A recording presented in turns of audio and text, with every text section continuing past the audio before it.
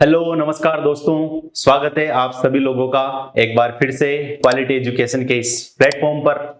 तो हम लगातार राजस्थान पॉलिटी को लेकर बात कर रहे हैं और हमने राज्यपाल टॉपिक कंप्लीट पढ़ लिया। और आज की क्लास में हम जिस टॉपिक पर बात करेंगे वो टॉपिक है मुख्यमंत्री और मंत्रिपरिषद। देखो, पिछली क्लास अगर आप लोगों ने नहीं देखी तो उसके लिए प्लेलिस्ट बनाए रखी है Rajasthan polity bye Ghanshyam sir के नाम से, तो आप सर्च करोगे तो वो आपको मिल जाएगी और टेलीग्राम चैनल पर इसकी पीडीएफ भी शेयर कर दी जाएगी। ठीक है, तो देखो सबसे पहले मैं शुरुआत करता हूं अटल बिहारी वाजपेयी जी की कुछ पंक्तियों से। सबसे फेवरेट पीएम है, तो इनकी कुछ पंक्तियां हैं कि टूटे हुए सपनों की सुने कौन सिसकी, अंतर की चीर व्यथा पलकों पर टिटकी, हार नहीं मानूंगा रार नहीं ठानूंगा, काल के कपाल पर लिखता मिटाता हूं गीत नया गाता हूं। और इसमें से सबसे जो मेरी पसंदीदा लाइन है वो है हार नहीं मानूंगा रार नहीं ठानूंगा। और इसी पर ये पूरी क्लास भी होगी कि आप लोगों को हार नहीं माननी है। जब तक आप लोग एग्जाम में सिलेक्ट नहीं हो जाए, जब तक आपकी सरकारी नौकरी नहीं लग जाए, तब तक आपको इसको छोड़ना नहीं है। और इसके लिए हमारी तरफ से, क्वालिटी एजुकेशन की तरफ से जितनी भी मेहनत होगी हम लोग करने के लिए तैयार है। बस बदले में आप लोगों को अपनी तरफ से अपना बेस्ट एफर्ट करना है और रिजल्ट आपके हाथ में हो। ठीक है, तो हम शुरू करते हैं इस क्लास को। ये क्लास है मुख्यमंत्री और मंत्रिपरिषद से संबंधित। देखो, आपने अगर पिछली क्लासेस बहुत ध्यान से देखी होगी तो मैंने समझाया था कि जो भारत है उसमें संसदीय शासन व्यवस्था को स्वीकार किया गया था। हमारी जो संसदीय शासन व्यवस्था है, और जो संसदीय शासन व्यवस्था होती है उसमें प्रमुख दो तरह के होते हैं। एक होता है नाम मात्र प्रमुख,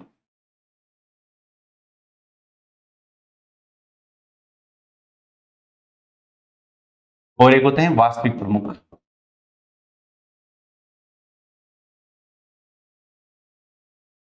जो नाम मात्र प्रमुख होते हैं वो होते हैं राज्यपाल साहब, और केंद्र में कौन होते हैं? राष्ट्रपति। और जो वास्तविक प्रमुख होते हैं वो केंद्र में होता है प्रधानमंत्री, और राज्य में कौन होते हैं? मुख्यमंत्री। तो ठीक है, तो संसदीय शासन व्यवस्था की वजह से हमारे कार्यपालिका के दो प्रमुख होते हैं, एक नाम मात्र, एक वास्तविक प्रमुख। नाम मात्र प्रमुख राज्यों में कौन है? राज्यपाल। और वास्तविक प्रमुख कौन है? मुख्यमंत्री। तो ये आप लोगों को याद रखना है। एक दो बातें और मैंने बताई थी जब मैंने राज्यपाल टॉपिक पढ़ाया था कि जो राज्य सरकार यानी सरकार के तीन अंग होते हैं। एक होता है विधायिका, एक होती है कार्यपालिका, और एक होती है न्यायपालिका। कार्यपालिका जो होती है वो कानूनों को लागू करती है, जबकि कानूनों का निर्माण कौन करती है? विधायिका करती है। और वो कानून सही से बनाए गए हैं, नहीं बनाए गए, क्या वो कानून संविधान का उल्लंघन तो नहीं कर रहे, तो इसकी जांच करने की, इसकी समीक्षा करने का कार्य कौन करता है? वो कार्य करती है न्यायपालिका। तो जो मुख्यमंत्री और जो मंत्रिपरिषद है, मैंने बताया था उसमें कि मुख्यमंत्री और मंत्रिपरिषद किसका हिस्सा होती है? कार्यपालिका का हिस्सा होती है। यानी मुख्यमंत्री और मंत्रिपरिषद किसका हिस्सा है? कार्यपालिका का। जबकि जो विधानसभा यानी विधानमंडल और केंद्र में हम देखें संसद, तो ये किसका हिस्सा है? विधायिका का। और न्यायपालिका में आप देखते होंगे सुप्रीम कोर्ट है, हाई कोर्ट है, ये सभी शामिल होते हैं। तो राज्यपाल के बारे में हमने कंप्लीट डिस्कस कर लिया था, और अब हम डिस्कस करेंगे मुख्यमंत्री के बारे में। देखो, मुख्यमंत्री से संबंधित आपको सबसे इंपॉर्टेंट जो एक आर्टिकल याद रखना है वो है आर्टिकल 163। ठीक है, अब देखो आर्टिकल 163 क्या कहता है। मैं थोड़ा सा साइड में हो जाता हूं ताकि आप लोगों को प्रॉपर तरीके से ये पैनल दिख सके। कि आर्टिकल 163 बात करता है कि राज्यपाल की सहायता हेतु मंत्रिपरिषद होती है, और मुख्यमंत्री इस मंत्रिपरिषद का प्रधान होता है। यानी राज्यपाल की सहायता के लिए एक मंत्रिपरिषद होगी, और उस मंत्रिपरिषद का हेड कौन होगा? उस मंत्रिपरिषद का प्रधान कौन होगा? वो होगा मुख्यमंत्री। राज्यपाल अपनी स्वविवेकीय शक्तियों को छोड़ करके इस मंत्रिपरिषद के परामर्श पर कार्य करते हैं। यानी राज्यपाल जो है वो अपनी स्वविवेकीय शक्तियां जो उनको प्राप्त होती हैं, जिस पर वो अपने हिसाब से डिसीजन ले सकते हैं, उनको छोड़ करके जो बाकी जितने भी फैसले करेंगे राज्यपाल, वो किसकी सलाह पर करेंगे? मंत्रिपरिषद की सलाह पर करेंगे। और मंत्रिपरिषद का प्रधान कौन होगा? मुख्यमंत्री होगा। तो प्रश्न आए कि राज्यपाल को सहायता देने के लिए एक मंत्रिपरिषद होगी और मंत्रिपरिषद का प्रधान मुख्यमंत्री होगा, तो ये किस आर्टिकल में लिखा हुआ है? तो ये लिखा हुआ है आर्टिकल 163 यानी आर्टिकल 163।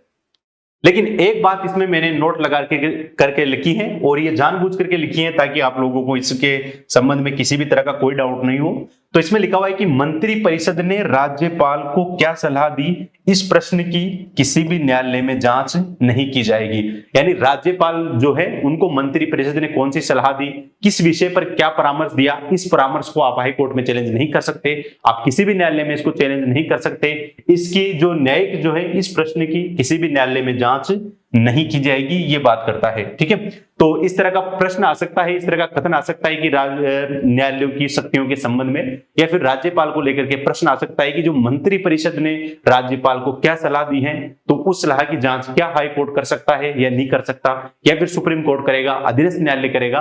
तो इसकी जांच भारत का कोई भी न्यायालय नहीं कर सकता कि मंत्री परिषद ने राज्यपाल को क्या सलाह दी है।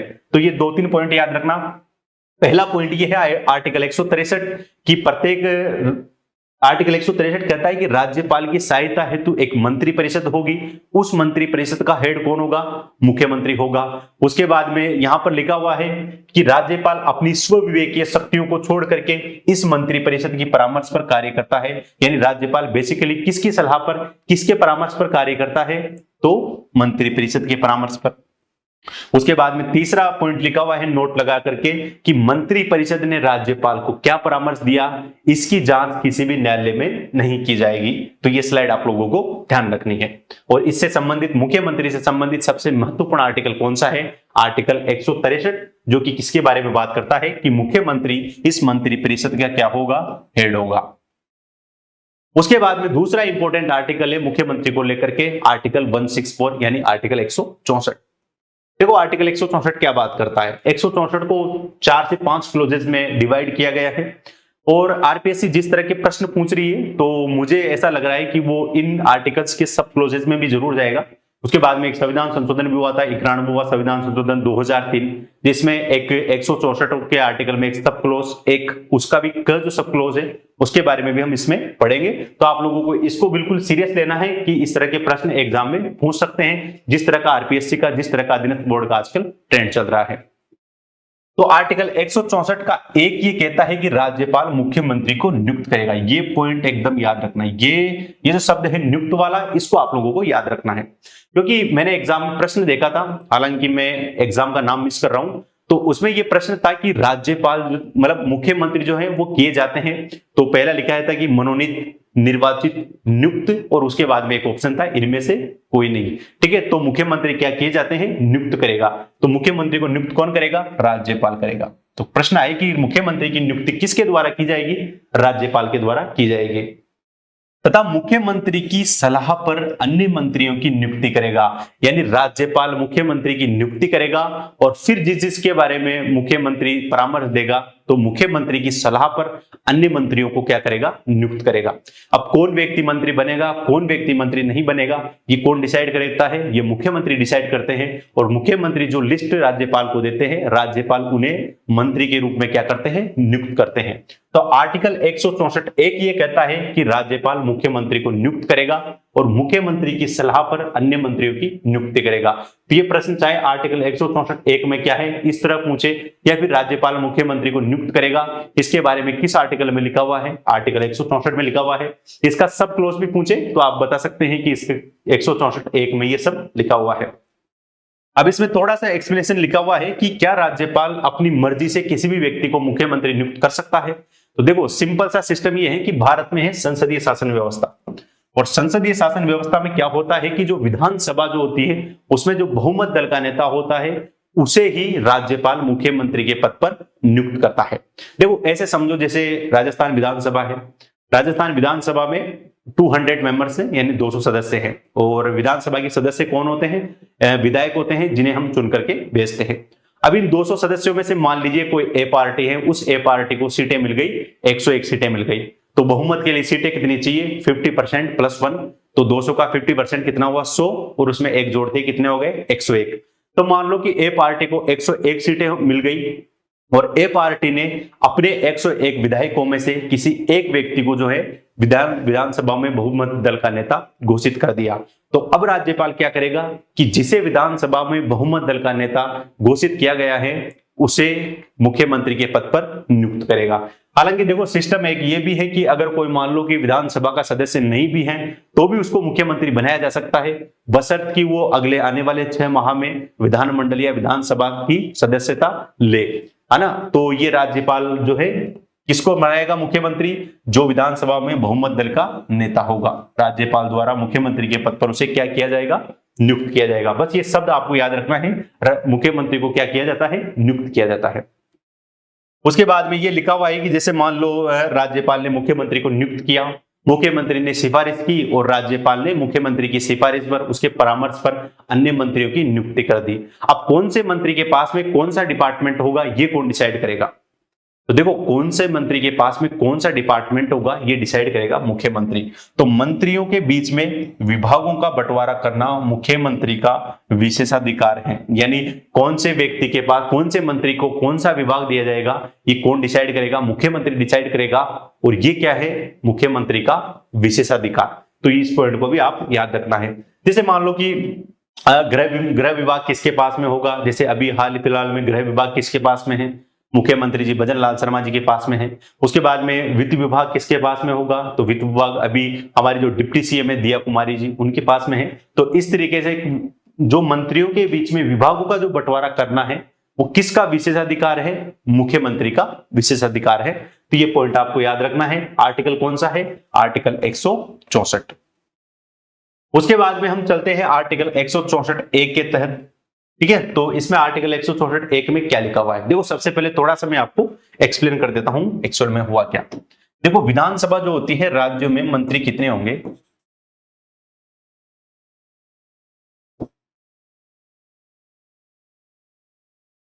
राज्य सरकार में जो मंत्री हैं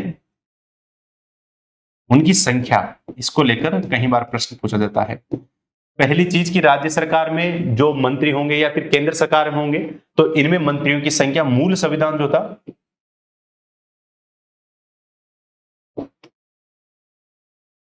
मूल संविधान में इनकी संख्या नहीं लिखी हुई थी, यानी कितने भी व्यक्ति क्या बन सकते हैं, मंत्री बन सकते हैं। तो मूल संविधान में संख्या का उल्लेख नहीं था, कितने भी व्यक्ति मंत्री बन सकते थे। लेकिन फिर एक संविधान संशोधन हुआ, 91वां संविधान संशोधन।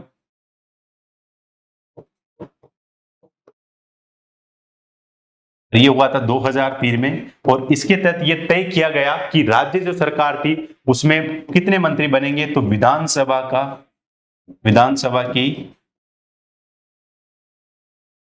कुल सदस्य संख्या का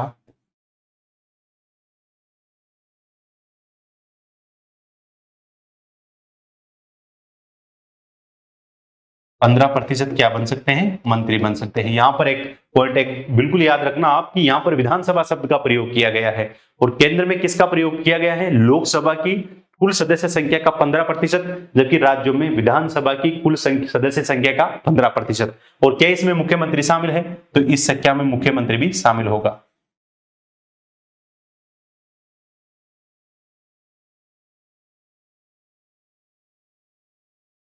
ठीक है, तो इस संख्या में कौन शामिल है, मुख्यमंत्री भी शामिल है। तो जैसे राजस्थान में विधानसभा है,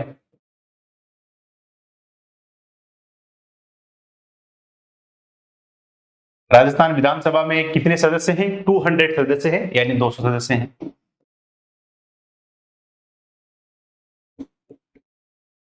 तो पहली चीज की सबसे पहले कितने कितने सदस्य मंत्री बन सकते हैं, तो 200 का 15% का मतलब है कि 30 क्या बन सकते हैं, मंत्री बन सकते हैं। और 30 में कौन इंक्लूड होगा, मुख्यमंत्री भी इंक्लूड होगा, यानी एक मुख्यमंत्री और 29 क्या बन सकते हैं, मंत्री बन सकते हैं। एक फैक्ट और याद रखना आपकी, न्यूनतम कितने बन सकते हैं, तो न्यूनतम बन सकते हैं 1 + 11 यानी 12, यानी कम से कम 12 तो होंगे ही सही। और राजस्थान में अधिकतम कितने मंत्री बन सकते हैं, मुख्यमंत्री सहित, वो 30 बन सकते हैं, क्योंकि 91वां संविधान संशोधन 2003 में ये तय कर दिया गया था कि विधानसभा की कुल सदस्य संख्या का 15%, जिसमें मुख्यमंत्री भी शामिल है, इतने ही मंत्री क्या बन सकते हैं, राज्यों में, राज्य सरकार और केंद्र सरकार में क्या बन सकते हैं, मंत्री बन सकते हैं। तो अब थोड़ा सा हम इस पॉइंट पर आते हैं, अभी आपको बेहतर समझ में आएगा। अब देखो आर्टिकल आपको याद रखना है, एक नया आर्टिकल ऐड किया गया 164(1) का सब क्लोज क, ठीक है। तो 164(1) और फिर क, ये आपको याद रखना है। तो इसमें लिखा गया है कि मंत्रिपरिषद में अधिकतम सदस्य संख्या राज्यों में विधानसभा की कुल सदस्य संख्या का 15% तक हो सकती है, जबकि न्यूनतम संख्या कितनी हो सकती है, 12 होती है। यानी 15% तक हो सकती है। यानी राजस्थान में कितने मंत्री बन सकते हैं, 30 तक बन सकते हैं मुख्यमंत्री समेत, लेकिन बीच में 22 भी बन सकते हैं, 23 भी बन सकते हैं, 24 भी बन सकते हैं, 20 भी बन सकते हैं। ये मुख्यमंत्री जी पे डिपेंड करता है कि वो कितने लोगों को मंत्री बनाना चाहते हैं। लेकिन कम से कम कितने तो बनेंगे, तो कम से कम 12 तो बनाने ही होंगे। और ये 12 भी कैसे हैं, 1+11, यानी एक तो कौन होंगे, मुख्यमंत्री जी होंगे, और 11 कौन होंगे, मंत्री। ये तो कम से कम बनाने ही है। न्यूनतम संख्या कितनी है, 12।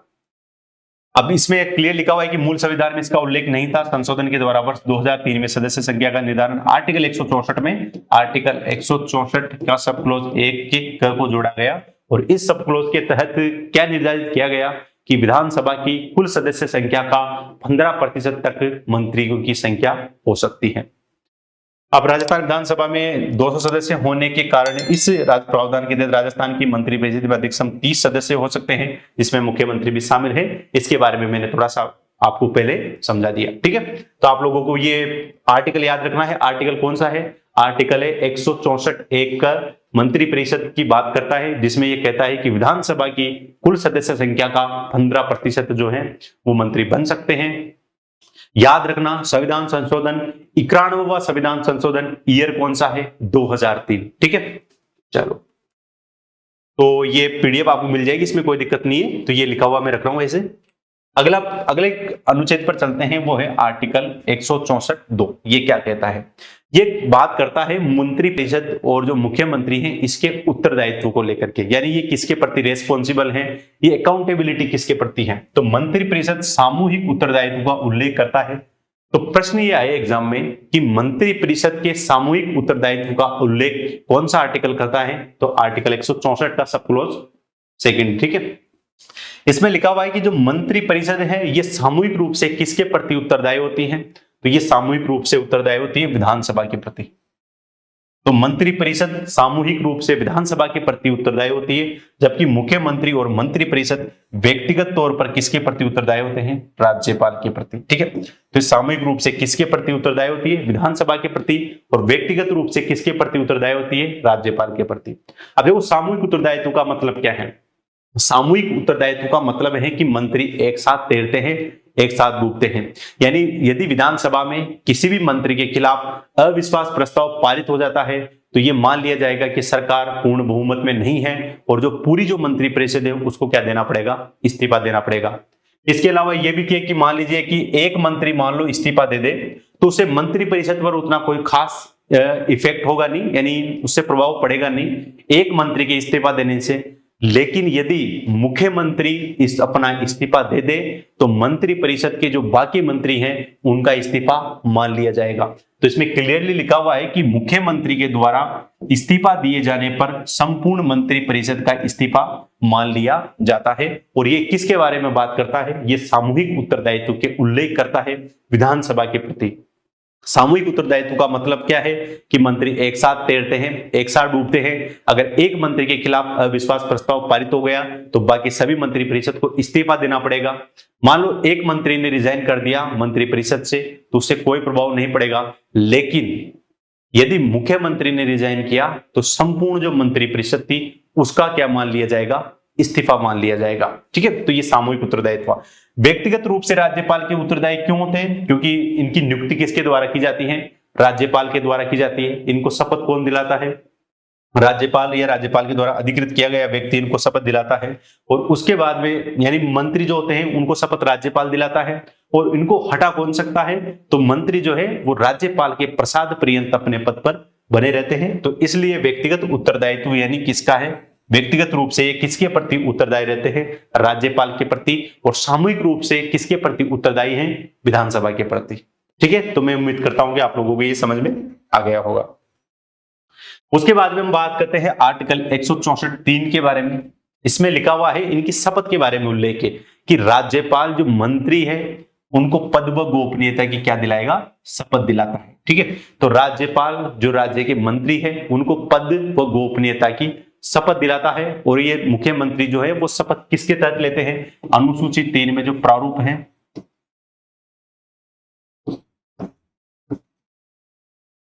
अनुसूची 3 में जो प्रारूप दिया हुआ है उस प्रारूप के अनुसार जो है वो कौन शपथ लेते हैं? मंत्री शपथ लेते हैं। मंत्रियों को शपथ कौन दिलाता है? राज्यपाल दिलाता है।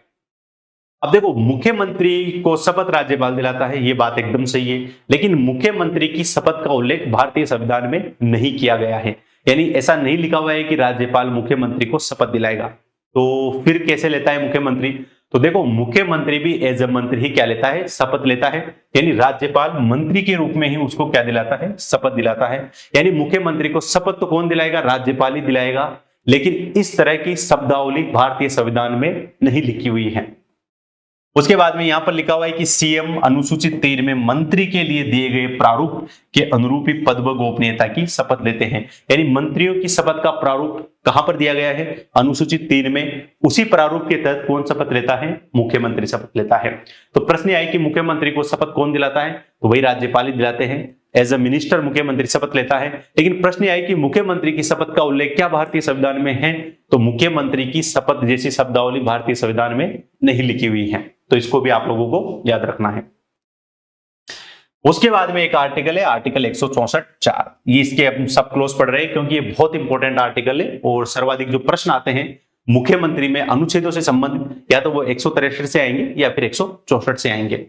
इसमें लिखा हुआ है कि किसी भी व्यक्ति को एक कार्यकाल में सदन का सदस्य बने बिना अधिकतम 6 माह तक मंत्री बनाया जा सकता है।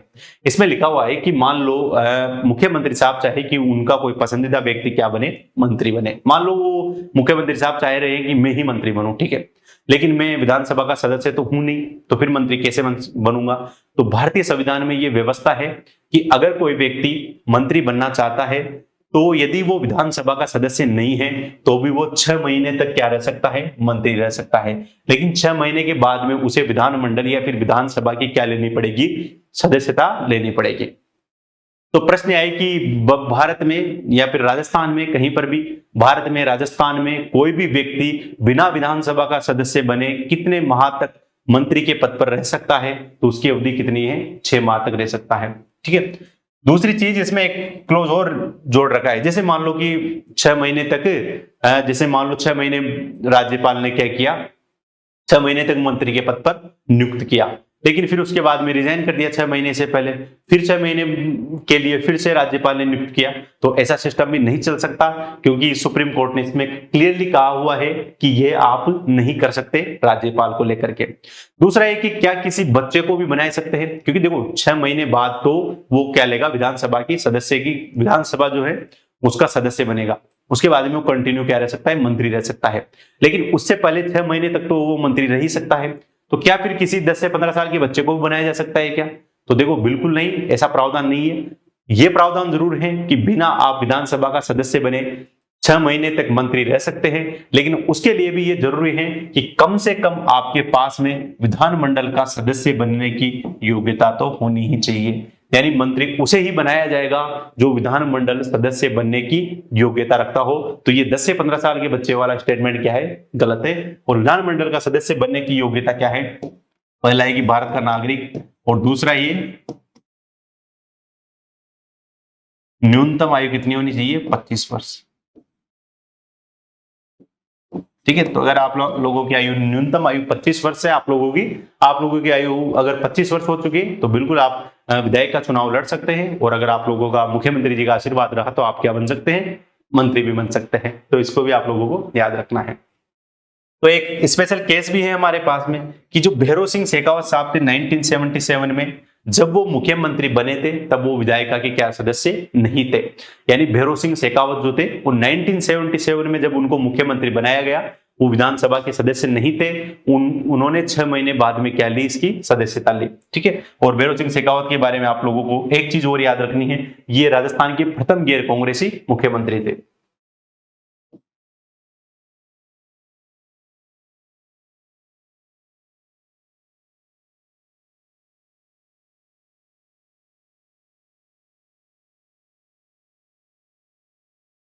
और ये क्या रह चुके हैं? ये उपराज्यपाल भी रह चुके हैं। इसके बारे में भी आप लोगों को याद रखना है। और उपराज्यपाल कौन से नंबर के हैं? 11वें नंबर के। ये भी आप लोग ऐड कर लेना। ठीक है। तो प्रश्न ये आए कि राजस्थान के ऐसे कौन से मुख्यमंत्री हैं कि जब उनको मुख्यमंत्री बनाया गया था तब वो उस समय विधायिका के सदस्य नहीं थे, तो उनका नाम क्या है, भैरव सिंह शेखावत। ईयर कौन सा है, 1977। उसके बाद में एक आर्टिकल और है, आर्टिकल 164(5). ये बहुत इंटरेस्टिंग आर्टिकल है। इसमें लिखा हुआ है कि मंत्रियों के वेतन और भत्ते कौन निर्धारित करेगा, तो मंत्रियों के वेतन और भत्ते वो खुद निर्धारित करेंगे। नहीं, सिंपल सा मतलब है कि कौन निर्धारित करेगा, राज्य विधानमंडल के द्वारा समय समय पर निर्धारित किए जाएंगे। यानी मंत्रियों को सैलरी कितने मिलेगी, उनको भत्ते कौन कौन से मिलेंगे, इसका निर्धारण कौन करता है, राज्य विधानमंडल करता है। राज्य विधानमंडल में कौन होते हैं, वही विधायक होते हैं, और विधायकों में से क्या बनते हैं, मंत्री बनते हैं। यानी स्पेशली जो मंत्री हैं उनके वेतन भत्तों का निर्धारण भी विधानसभा के द्वारा ही किया जाता है। अगर आप लोगों ने थोड़े दिनों पहले ही न्यूज वगैरह देखी होगी, शायद अशोक गहलोत के समय की बात है, तो ये मंत्री और जो ये जितने भी सदस्य थे, इनकी सैलरी पर एक बिल लाया गया था, और उस बिल को जो है बाद में पारित भी किया गया था। यानी जो विधानमंडल के जो मंत्री हैं उनके वेतन और भत्तों के संबंध में जो है उनमें वृद्धि कौन करेगा, उनके वेतन और भत्ते क्या होंगे, ये कौन निर्धारित करता है, ये निर्धारित करता है राज्य का विधानमंडल। और जब भी इस तरह का कोई बिल पास किया जाता है तो वो बिल सर्वसम्मति से पास होता है, किसी भी विधायक को, किसी भी मंत्री को उससे कोई एतराज नहीं होता ना। तो अक्सर इस तरह के जो प्रस्ताव लाए जाते हैं विधानमंडल में, तो वो क्या है, सर्वसम्मति से पास होते हैं। इनको बिल कहना ठीक नहीं है, प्रस्ताव ठीक है, ठीक है।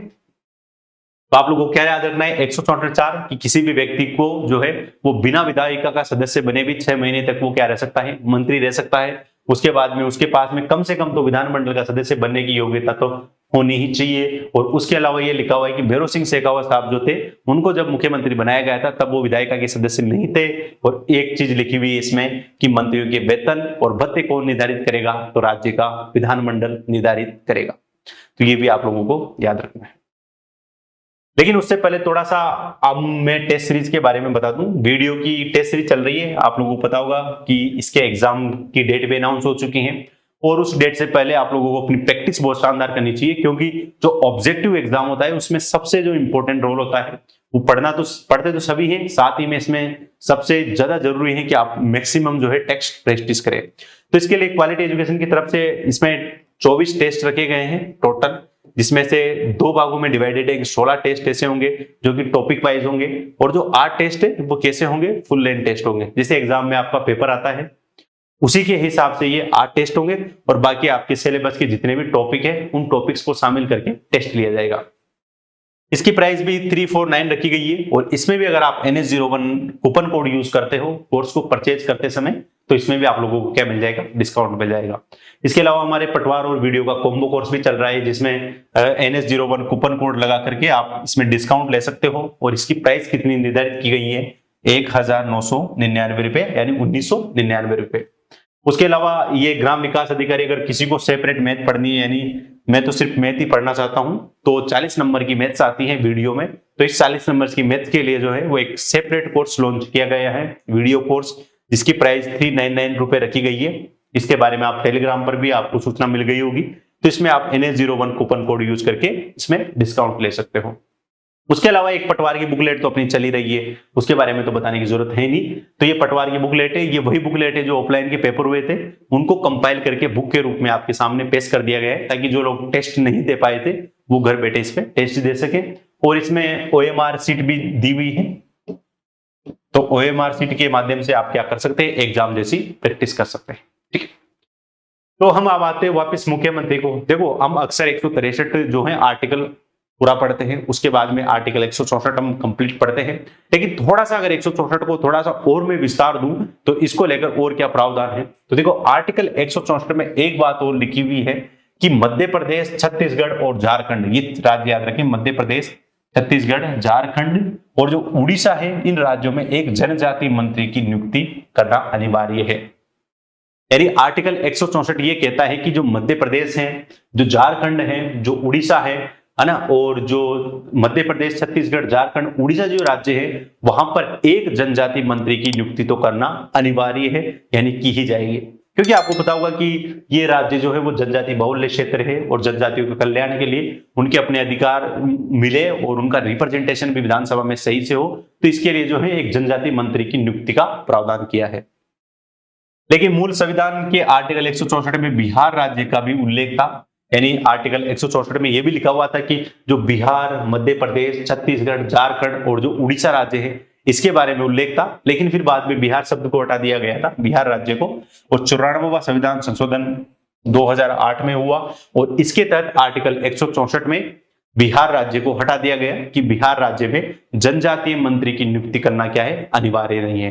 बाकी के जो राज्य मैंने बताया जैसे मध्य प्रदेश है, छत्तीसगढ़ है, उड़ीसा है, झारखंड है, यहां पर सरकार अनिवार्य रूप से एक जनजातीय मंत्री की नियुक्ति तो करेगी ही सही। और ऐसा कहां लिखा हुआ है?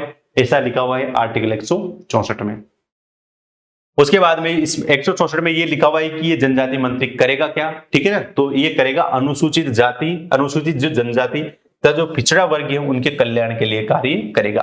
तो ये जनजातीय मंत्री जिसकी नियुक्ति आर्टिकल 164 में स्पेशली प्रावधान किया गया है इसके लिए, तो ये काम क्या करेगा? तो जो जनजाति है, अनुसूचित जनजाति और जो पिछड़ा वर्ग है उनकी जो जन कल्याण के लिए, उनके कल्याण के लिए कार्य करेगा। तो अक्सर हम इस तरह की चीजों को इग्नोर कर देते हैं, लेकिन आरपीएससी का कोई भरोसा नहीं है, वो इस तरह के एग्जाम प्रश्न भी पूछ सकते हैं कि आर्टिकल 164 के तहत निम्न में से किस राज्य में जनजातीय मंत्री की नियुक्ति करना अनिवार्य नहीं है। और उसमें एक ऑप्शन मान लो राजस्थान दे दे, तो आप तो, अगर आप लोगों ने नहीं पढ़ा तो आप तो टिक करोगे ही सही, क्योंकि राजस्थान में जनजातीय मंत्री, आप सोचते भी होंगे कि यार जनजातीय मंत्री तो होना ही चाहिए। उदयपुर में जनजातियां हैं, बांसवाड़ा में है, डूंगरपुर में है, शेड्यूल कास्ट, शेड्यूल एरिया हमारे पास में है, तो जनजातीय मंत्री तो होना ही चाहिए। तो इसकी वजह से आपका सवाल गलत हो सकता है। लेकिन आप, अगर आप लोग ये क्लास ठीक से देख रहे हो तो आपको मैं क्लियरली कह रहा हूं कि इसमें राजस्थान शब्द का उल्लेख नहीं है। बिहार का भी था मूल संविधान में, लेकिन बिहार शब्द को भी हटा दिया गया है, ठीक है।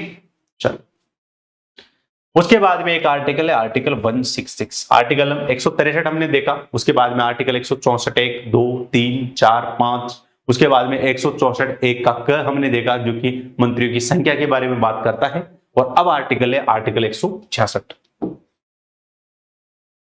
आर्टिकल 166 कहता है कि राज्य के सभी कार्य राज्यपाल के नाम से किए जाएंगे, यानी राज्य के जो सभी कार्य हैं वो किसके नाम से किए जाएंगे? राज्यपाल के नाम से किए जाएंगे। मैंने बताया था पिछली क्लास में कि भारत में संसदीय शासन व्यवस्था है तो नाम मात्र प्रमुख वास्तविक प्रमुख होता है। तो वास्तविक प्रमुख मुख्यमंत्री है राज्यों में, नाम मात्र के प्रमुख कौन है? राज्यपाल है। लेकिन सभी जो कार्य किए जाते हैं वो किसके नाम पर किए जाते हैं? राज्यपाल के नाम पर किए जाते हैं, ठीक है। तो क्वेश्चन आ जाए कि राज्य के सभी कार्य किसके नाम पर किए जाएंगे, तो उसका आंसर क्या होगा? राज्यपाल। उसके बाद में एक नोट और लिखा हुआ है कि राज्यपाल मंत्रियों के बीच विभागों के बंटवारे के संदर्भ में कार्य आवंटन के नियम बनाएगा, यानी कार्य का आवंटन कैसा होगा, कार्य आवंटित कौन करेगा, यानी विभागों का बंटवारा कौन करेगा, वो मुख्यमंत्री का विशेष अधिकार है। लेकिन कार्य आवंटन के नियम कौन बनाएगा, तो वो कौन बनाएगा? राज्यपाल। प्रश्न है कि कार्य आवंटन के नियम कौन बनाएगा?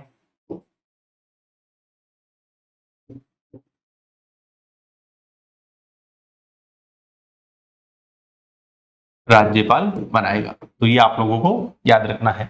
यानी कार्यों का बंटवारा, विभागों का बंटवारा कौन करेगा? मुख्यमंत्री करेगा मंत्रियों के बीच। लेकिन कार्य आवंटन के नियम कौन बनाएगा? राज्यपाल बनाएगा। उसके बाद में आर्टिकल 167 ये बहुत इंपॉर्टेंट आर्टिकल है। अगर आप लोगों को एक दो आर्टिकल सबसे इंपॉर्टेंट सेलेक्ट करने हैं तो ये आर्टिकल 167 उनमें से एक है। आर्टिकल 167 बात करता है मुख्यमंत्री के संवैधानिक कर्तव्यों को लेकर के, कि मुख्यमंत्री के क्या क्या संवैधानिक कर्तव्य हैं। तो पहला प्रश्न तो यही पूछ सकते हैं कि मुख्यमंत्री के संवैधानिक कर्तव्यों का उल्लेख कौन से आर्टिकल में है, तो आर्टिकल 167 में है। और क्या लिखा हुआ है? पहला लिखा हुआ है कि राज्यपाल राज्य प्रशासन के संदर्भ में सूचनाएं उपलब्ध करवाता है, यानी मुख्यमंत्री राज्यपाल को राज्य प्रशासन के संबंध में सूचनाएं उपलब्ध करवाता है, और ये क्या है? मुख्यमंत्री का कर्तव्य है। उसके बाद में मंत्री परिषद में किसी भी विषय पर चर्चा करवाता है, विधानमंडल में चल रहे विधि संबंधी कार्यवाही से राज्यपाल को अवगत कराता है, यानी विधानमंडल में विधि संबंधित कौन सी कार्यवाही चल रही है, कौन सा कानून बनाया जा रहा है, नहीं बनाया जा रहा है, इसकी जानकारी राज्यपाल अगर मांगे तो कौन देगा? मुख्यमंत्री देगा। और मुख्यमंत्री का क्या है? ये संवैधानिक कर्तव्य है। और आर्टिकल कौन सा है? आर्टिकल 167। तो पहला ये कि मुख्यमंत्री जो है वो राज्यपाल को मांगने पर सूचनाएं उपलब्ध करवाएगा, प्रशासन से संबंधित, शासन से संबंधित। अगर कोई ऐसा टॉपिक है जिस पर मंत्रिपरिषद ने विचार कर लिया है ना, और राज्यपाल चाहता है कि एक बार फिर से इस पर विचार किया जाना चाहिए, तो वो मंत्रिपरिषद क्या है विषय में, मंत्रिपरिषद के बीच में इस संबंध में चर्चा भी करवाता है मुख्यमंत्री। और फिर उसके बाद में विधानमंडल में कौन कौन सी कार्यवाही इस समय चल रही है उसकी जानकारी भी यदि राज्यपाल मांगता है तो मुख्यमंत्री का ये संवैधानिक कर्तव्य है कि वो उनको जानकारी उपलब्ध करवाए। उसके बाद में एक आर्टिकल है आर्टिकल 167, इसी का हिस्सा है आर्टिकल 167। इसमें थोड़ा सा स्पष्टीकरण मैंने दिया है ताकि आप लोगों को समझने में किसी भी तरह की कोई दिक्कत नहीं हो, और थोड़ा सा कभी कभी इससे प्रश्न पूछा जाता है। जैसे मुख्यमंत्री जो है वो राज्यपाल और राज्य के बीच की कड़ी का कार्य करता है, तो प्रश्न आए कि राज्यपाल और राज्य के बीच की कड़ी का काम कौन करता है, तो वो कौन करता है, मुख्यमंत्री। मुख्यमंत्री राज्यपाल और मंत्री परिषद के बीच कड़ी का कार्य करता है, और मुख्यमंत्री राज्यपाल और विधानमंडल के बीच की कड़ी का कार्य करता है। यानी विधानमंडल और जो राज्यपाल है इसको जोड़ने की इनके बीच में कौन है, मुख्यमंत्री है। उसके बाद में जो राज्य हैं और जो राज्यपाल है इनको जोड़ने का काम कौन करता है, मुख्यमंत्री करता है, ठीक है। और उसके बाद में राज्यपाल और जो मंत्री परिषद है इनके बीच की जो योजक कड़ी है जिसे जोड़ने का काम किया जाता है वो कौन करता है, मुख्यमंत्री करता है। क्यों करता है, जैसे मान लो राज्य में कुछ भी चल रहा हो, राज्यपाल जो है उनको इस बारे में जानकारी चाहिए तो वो मुख्यमंत्री को कहेंगे और मुख्यमंत्री राज्य से संबंधित जानकारी क्या करवाएगा, उपलब्ध करवाएगा। इसलिए बीच में कौन है, राज्य और राज्यपाल के बीच में कौन है, मुख्यमंत्री। अब देखो मंत्रियों के प्रकार यहां पर लिखा हुआ है, क्योंकि हम मंत्री परिषद को भी साथ में पढ़ रहे हैं तो मंत्रियों के यहां पर क्या लिखे हुए हैं, प्रकार। तो जनरली मंत्री कितने प्रकार के होते हैं, 3 प्रकार के होते हैं। पहला है कैबिनेट मंत्री, दूसरे होते हैं राज्य मंत्री, और तीसरे तरह के मंत्री होते हैं उप मंत्री। जो राज्य मंत्री होते हैं इसके 2 भाग होते हैं, एक होता है राज्य मंत्री और दूसरा होता है स्वतंत्र प्रभार। स्वतंत्र प्रभार का मतलब होता है कि कुछ मंत्री ऐसे बनाए जाते हैं जिनको अपना खुद का एक विभाग दिया जाता है, ठीक है। तो ये जो कैबिनेट मंत्री है इनके पास में अपना खुद का विभाग होता है और ये विभागों से संबंधित सारे डिसीजन कौन करते हैं, कैबिनेट मंत्री करते हैं। उसके बाद में जो राज्य मंत्री होते हैं उसमें जो स्वतंत्र प्रभार है इनके पास में भी विभाग होता है और ये राज्य मंत्री काम करते हैं, और जो उप मंत्री है ये इनकी सहायता करते हैं निम्न मंत्रियों की। आर्टिकल 167 में क्या लिखा हुआ है देखो, लेकिन इससे पहले थोड़ा सा मैं आपको समझा दूं। देखो कैबिनेट, थोड़ा सा आप कंफ्यूज होते होंगे कि मंत्रिमंडल क्या होता है, मंत्री परिषद क्या होती है, इसके संबंध में आपको थोड़ा सा कंफ्यूजन होगा। देखो एक मैं थोड़ा सा वेन डायग्राम बनाता हूं, एक तो ये गोला है और दूसरा है ये गोला, ठीक है। तो ये जो छोटा गोला है ये क्या है, कैबिनेट है, इसको आप मान लो कैबिनेट यानी मंत्रिमंडल।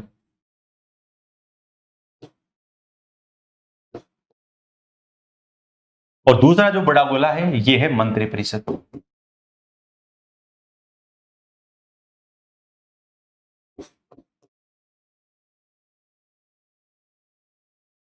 ठीक है, तो इससे समझिए, जैसे इसमें लिखा हुआ है कि जो छोटा गोला है वो तो है कैबिनेट और जो बड़ा गोला है वो क्या है, मंत्री परिषद। यानी जो कैबिनेट है, जो मंत्रिमंडल है वो किसका हिस्सा होते हैं, मंत्री परिषद का हिस्सा होते हैं। यानी मंत्री परिषद जो पूरी होती है उसमें से ही कुछ लोग क्या बनते हैं, कैबिनेट मंत्री बनते हैं, और जो कैबिनेट मंत्री है वही क्या होता है, मंत्रिमंडल होता है। तो प्रश्न यह है कि मंत्रिमंडल किसका हिस्सा है, मंत्री परिषद का ही एक हिस्सा है। मंत्री परिषद में मंत्री भी शामिल होते हैं, सभी तरह के मंत्री शामिल होते हैं, कैबिनेट मंत्री भी शामिल होता है, राज्य मंत्री शामिल होता है, उप मंत्री, स्वतंत्र प्रभार, राज्य मंत्री, सब कुछ किसमें शामिल होते हैं, मंत्री परिषद में। जबकि सिर्फ कैबिनेट में कौन शामिल होता है, तो सिर्फ कैबिनेट में कौन शामिल होता है, सिर्फ कैबिनेट मंत्री इसमें शामिल होता है। हालांकि अगर आप लोग संविधान देखोगे तो मूल संविधान में कैबिनेट शब्द का उल्लेख कहीं पर भी नहीं था, लेकिन बाद में जैसे इंदिरा गांधी ने आपातकाल लगाया, उसके बाद में यह चर्चा चली कि राष्ट्रपति जो है वो प्रधानमंत्री की सलाह पर आपातकाल लगा रहा है, तो इसमें जो है वो कैबिनेट की सलाह होनी चाहिए, ठीक है। तो वहां पर सबसे पहले 44वां संविधान संशोधन जहां पर किया गया था, वो 44वें संविधान संशोधन के तहत भारत के संविधान में पहली बार जो है वो कैबिनेट शब्द का उल्लेख किया गया था। और कैबिनेट का मतलब है कि मंत्रिमंडल। शामिल कौन होते हैं इसमें शामिल होते हैं सारे कैबिनेट मंत्री। आर्टिकल 177 देखो क्या कहता है। आर्टिकल 177 बात करता है कि इसमें मंत्रियों के अधिकार कौन कौन से होंगे।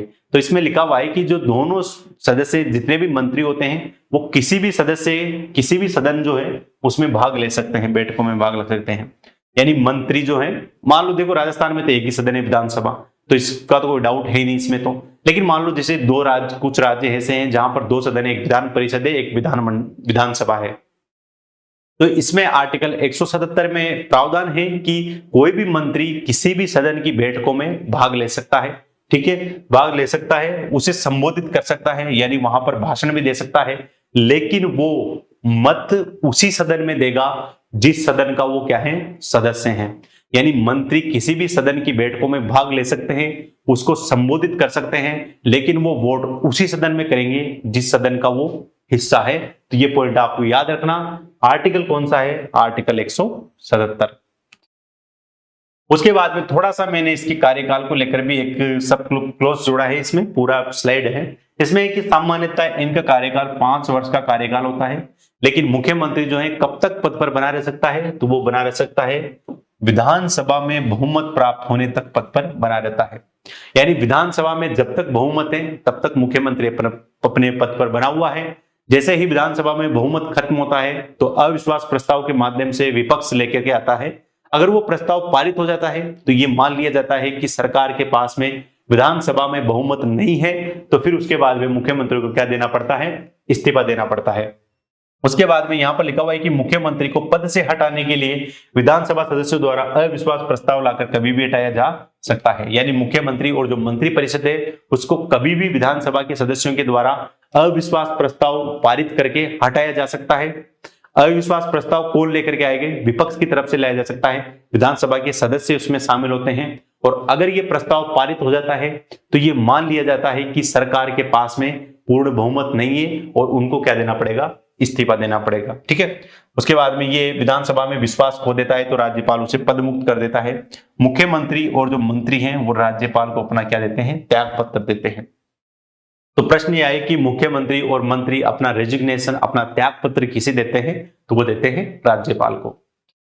उसके बाद में मंत्रियों को बर्खास्त करने के संबंध में कुछ लिखा हुआ है। पहला है कि संविधान के अनुसार मंत्री राज्यपाल के प्रसाद पर्यंत काम करते हैं। तो मंत्रियों का कार्यकाल कितना होता है? तो सामान्यता होता है 5 वर्ष, लेकिन वहां पर क्या लिखा हुआ है? राज्यपाल के प्रसाद पर्यंत। यानी उन्हें कौन हटा सकता है? राज्यपाल हटा सकता है। वास्तव में देखो इसमें यहां तो कार्यकाल में तो ये लिखा हुआ है कि मंत्रियों का कार्यकाल राज्य के प्रसाद पर्यंत होगा, लेकिन अगर हम प्रैक्टिकली देखें, अगर वास्तव में हम देखें तो मुख्यमंत्री के प्रसाद पर्यंत ये काम करते हैं कौन? मंत्री। तो मुख्यमंत्री के पास में ये पावर होता है कि वो राज्यपाल से सिफारिश कर सकता है कि इस मंत्री को हटाया जाए, और हटाता कौन है? राज्यपाल हटाता है।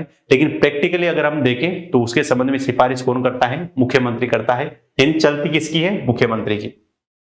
तो यहां पर लिखा हुआ है कि मुख्यमंत्री राज्यपाल से मंत्रियों को बर्खास्त करने की सिफारिश भी कर सकता है, यानी रिकमेंडेशन कर सकता है, यानी सिफारिश कर सकता है कि इस मंत्री को आप बर्खास्त करें। कौन करेगा? मुख्यमंत्री। किससे कर सकता है? राज्यपाल से। उसके बाद में देखो थोड़ा सा उप मुख्यमंत्री के बारे में पढ़ना होगा। हालांकि हम अगली जो क्लास होगी उसमें कंप्लीट मुख्यमंत्री से संबंधित जितने भी फैक्ट्स हैं, यानी अशोक गहलोत कितनी बार मुख्यमंत्री रहे, वसुंधरा राजे कितनी रही, सर्वाधिक समय तक मुख्यमंत्री कौन रहा, है ना, उससे कम समय तक मुख्यमंत्री कौन रहा, तो इसके बारे में हम कंप्लीट अगले वीडियो में डिस्कस करेंगे। लेकिन एक पॉइंट यहां पर आया है उप मुख्यमंत्री का, तो इसको भी साथ साथ में हम डिस्कस कर लेते हैं इसी वीडियो में। देखो उप मुख्यमंत्री जैसी शब्दावली संविधान में लिखी हुई नहीं है, यानी उप मुख्यमंत्री संवैधानिक पद नहीं है।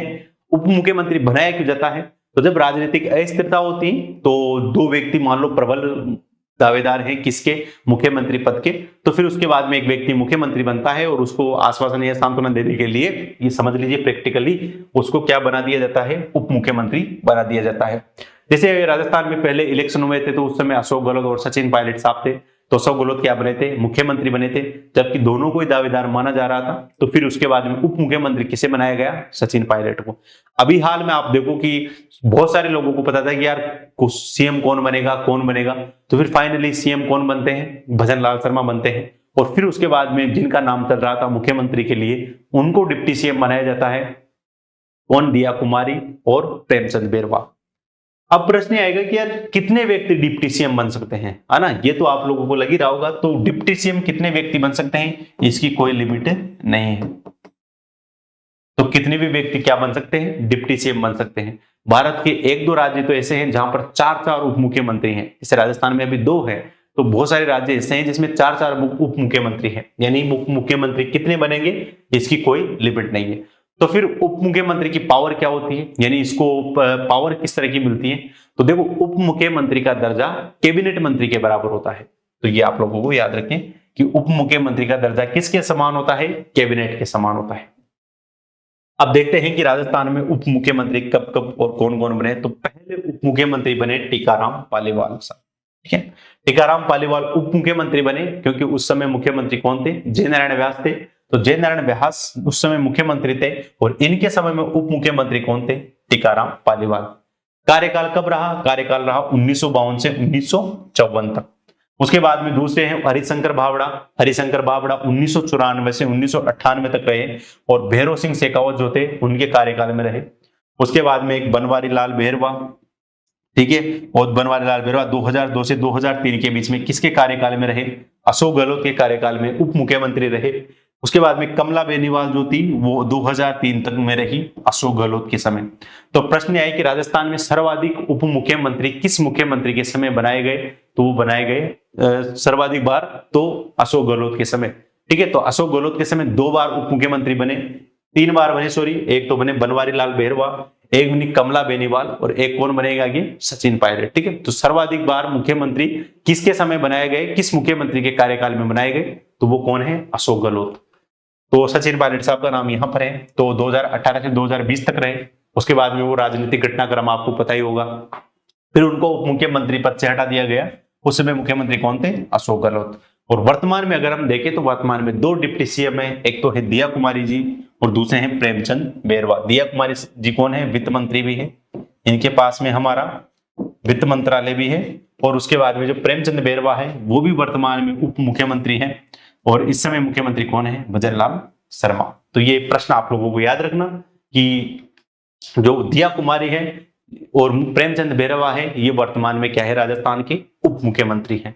लेकिन पहले कौन थे? टीकाराम पालीवाल। मुख्यमंत्री कौन थे? जयनारायण व्यास। उसके बाद में हरिशंकर भावड़ा बने तो भैरव सिंह शेखावत के समय, फिर अशोक गहलोत के समय बनवारी लाल बेहरवा बने, अशोक गहलोत के समय कमला बेनीवाल बनी और फिर अशोक गहलोत के समय कौन बने? सचिन पायलट बने। और अभी भजनलाल शर्मा के समय कौन है? दिया कुमारी, प्रेमचंद बेरवा। ठीक है, तो ये उप मुख्यमंत्री का पद भी आपको समझ में आ गया होगा। उसके बाद में एक बहुत इंपॉर्टेंट पद है संसदीय सचिव का लेकर के। देखो, जब भी विधानसभा के चुनाव होते हैं तो कुछ लोग बनते हैं कैबिनेट मंत्री, कुछ लोग राज्य मंत्री, स्वतंत्र प्रभार दिया जाता है, यानी वो मंत्रिपरिषद की जो सदस्य संख्या है उसमें क्या होते हैं? शामिल होते हैं।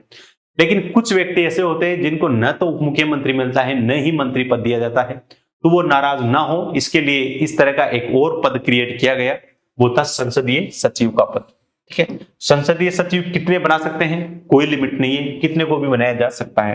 तो संसदीय सचिव पद का उल्लेख संविधान में तो नहीं था, बाद में 1967 में इस पद को पहली बार जो है राजस्थान में पहली बार इस पद पर क्या की गई? नियुक्ति की गई। तो प्रश्न आए कि संसदीय सचिव के पद पर पहली बार राजस्थान में नियुक्ति कब की गई? तो वो नियुक्ति की गई 1967 में, 1967 के समय। क्या मूल संविधान में संसदीय सचिव जैसे पद का कोई उल्लेख था? तो जी नहीं, ऐसे पद का कोई उल्लेख नहीं था, ये मूल संविधान का हिस्सा नहीं था। तो कब जोड़ा गया? 1967 में राजस्थान में पहली बार इस पद की नियुक्ति की गई। कितने बन सकते हैं? सदस्य संख्या भी निर्धारित नहीं है। और कौन बनेंगे? तो विधानमंडल के जो सदस्य इस पद पर नियुक्त किया जाता है उन्हें राज्य मंत्री का दर्जा प्राप्त होता है। यानी जो संसदीय सचिव होंगे उन कौन बनेंगे? जो विधानमंडल के जो सदस्य हैं वही संसदीय सचिव बनेंगे। और उनको पावर क्या होगी? उनको किस तरह का दर्जा प्राप्त होगा? तो जो राज्य मंत्री को जो पावर्स प्राप्त होती हैं उसी तरीके की पावर किसको मिलेगी? संसदीय सचिव को मिलेगी। हालांकि इसका उल्लेख मूल संविधान में नहीं था। जैसे हमने देखा थोड़ी देर पहले कि उप मुख्यमंत्री का दर्जा किसके समान होगा? कैबिनेट मंत्री के समान होगा। तो संसदीय सचिव जो बनेंगे उनका दर्जा किसके समान होगा? तो राज्य मंत्रियों के समान होगा। तो इसके बारे में भी आप लोगों को याद रखना है। उसके बाद में यहां पर लिखा हुआ है कि ये काम क्या करेंगे? तो ये राज्यों की मंत्रियों की सहायता का कार्य करते हैं। किसका काम करते हैं? ये जो राज्य की जो मंत्री परिषद है, जो मंत्री हैं, उनकी सहायता का काम कौन करते हैं? संसदीय सचिव करते हैं। लेकिन ये मंत्रिपरिषद का भाग नहीं होते हैं, यानी संसदीय सचिव मंत्रिपरिषद का हिस्सा नहीं है।